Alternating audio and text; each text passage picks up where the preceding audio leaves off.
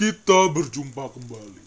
Saya, Sebastian, pada kali ini akan mengajarkan kepada kalian tentang apa itu vaksin dan pentingnya vaksinasi.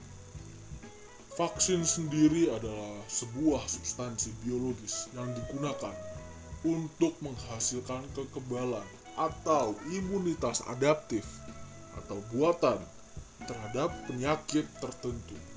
Sedangkan vaksinasi sendiri atau disebut juga dengan imunisasi adalah pemberian vaksin ke dalam tubuh seseorang untuk memberikan kekebalan terhadap penyakit tersebut. Kata vaksinasi sendiri berasal dari bahasa Latin, yakni vacca, yang berarti sapi. Diistilahkan demikian karena vaksin pertama berasal dari virus yang menginfeksi sapi, yakni cacar sapi. Istilah vaksin sendiri baru dikenal pada sekitar tahun 1796 ketika vaksin cacar berhasil ditemukan pertama kalinya. Sebelum itu sudah ada berbagai usaha untuk mencegah terjadinya infeksi dari sebuah penyakit. Yang pertama kali adalah orang-orang zaman Yunani kuno pada sekitar tahun 429 sebelum Masehi. Pada saat itu, seorang ahli sejarah Yunani menemukan bahwa orang-orang yang berhasil sembuh dari cacar tidak akan pernah terinfeksi cacar untuk yang kedua kalinya. Pada tahun 900, orang-orang Cina menemukan bentuk kuno dari vaksinasi, yaitu variolasi. Variolasi sendiri adalah proses memindahkan virus cacar dari lesi penderita cacar ke orang-orang yang sehat dengan tujuan untuk mencegah infeksi cacar. Variolasi sendiri mulai menyebar ke tanah Eropa pada abad ke-18 ketika terjadi wabah cacar. Dengan variolasi, tingkat kematian akibat cacar dapat dikurangi pada saat itu.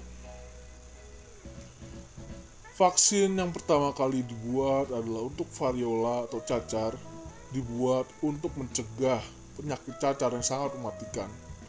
Vaksin itu dibuat oleh seorang dokter bernama Edward Jenner di Inggris pada tahun 1796.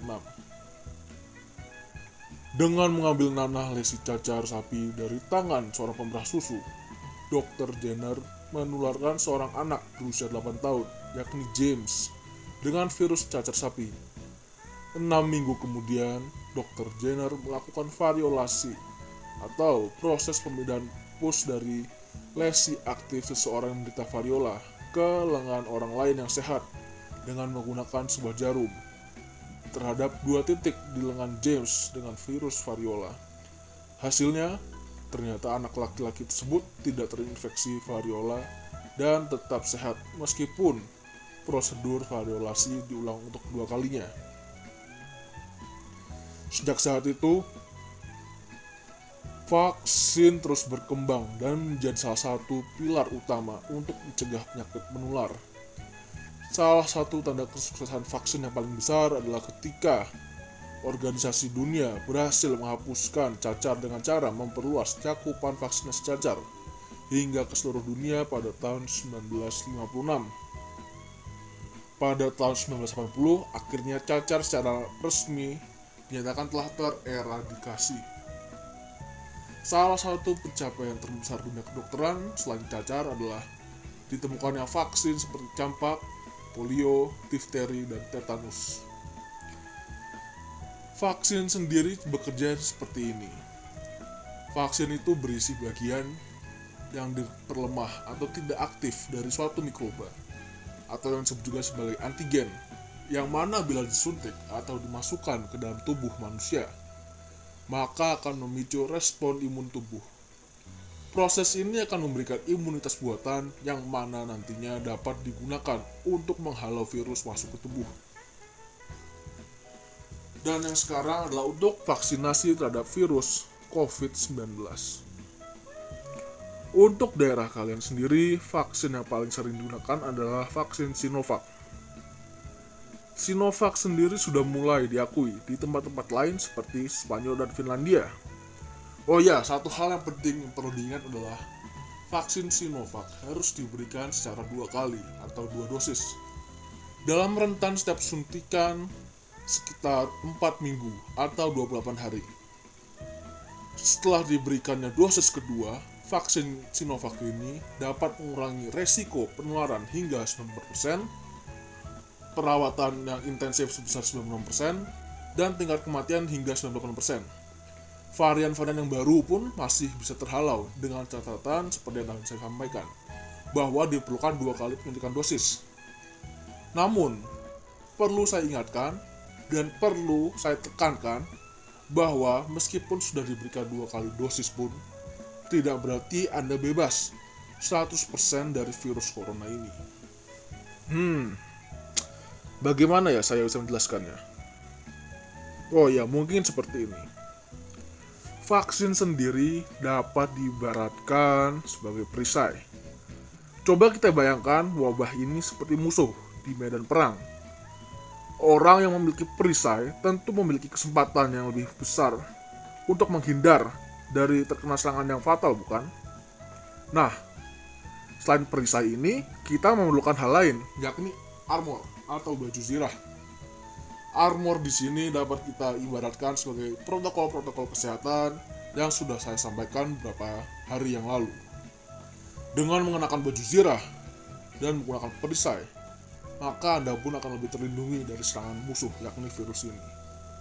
Semoga analogi yang saya berikan dapat Anda mengerti dengan baik. Nah, karena perihal vaksin dan vaksinasi sudah saya jelaskan dengan lengkap, maka sekarang yang akan saya jelaskan lebih dalam adalah tentang pentingnya mencuci tangan. Praktik mencuci tangan sendiri pertama kali dicetuskan atau dipioniri pada tahun 1847 oleh Ignaz Semmelweis, seorang dokter abad 19 yang berasal dari Hungaria. Dia menemukan berbagai manfaat cegah infeksi dari mencuci tangan ketika sedang bereksperimen di rumah sakit di Vienna.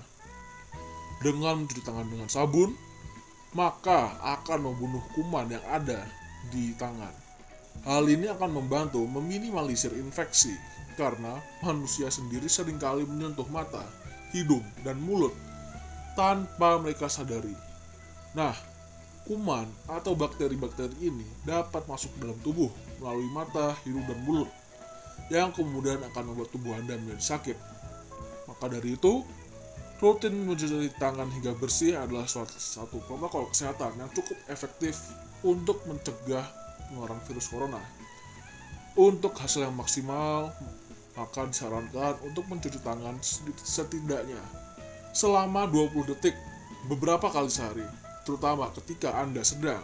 Yang pertama, sebelum memasak atau makan, sesudah menggunakan kamar mandi, setelah menutup hidung saat batuk atau bersin, dan yang lain adalah untuk membunuh virus dan kuman-kuman lainnya, maka gunakanlah sabun dan air atau pembersih tangan dengan kadar alkohol setidaknya 60%. Nah, kurang lebih mungkin seperti itu yang bisa saya sampaikan saat ini. Tetap jaga kesehatan dan tetap semangat. Sampai jumpa di lain kesempatan. Saya Sebas, undur diri.